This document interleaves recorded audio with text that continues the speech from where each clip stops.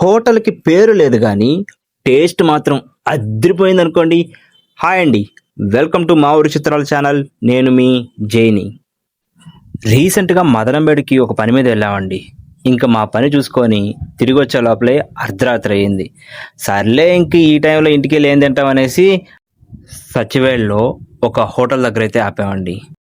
ఇంకా నేను, నా బామర్దయితే గోబీ రైస్ ఆర్డర్ చేసుకున్నామండి. ఇంకా మనం ఆర్డర్ చేసిన ఫుడ్ అయితే మన టేబుల్ దగ్గరికైతే వచ్చేసాయి. దాంట్లో ఒక స్పూన్ కూడా పెట్టారు. నాకు మాత్రం స్పూన్‌తో తినడం అంటే చాలా కష్టంగా అనిపిస్తుంది. బంగారు లాంటి మన చేతులు ఉన్నప్పుడు ఆ చేతులతో ఆ ఫుడ్ తింటే ఆ టేస్ట్ వేరే లెవెల్‌లో ఉంటుందనేసి నా ఒపీనియన్.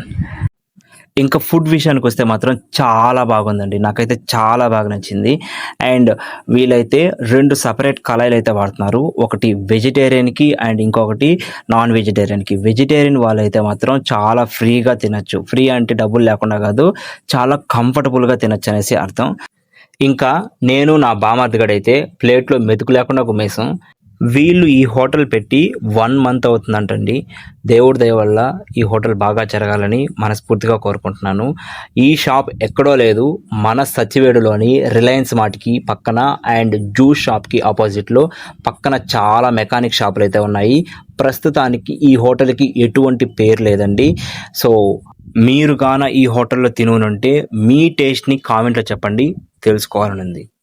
అలాగే నా వీడియో మీకు నచ్చినట్లయితే పేజీని ఫాలో చేయండి. నెక్స్ట్ వీడియో కోసం వెయిట్ చేయండి. సరికొత్త వీడియోలతో మళ్ళీ కలుద్దాం. బాయ్.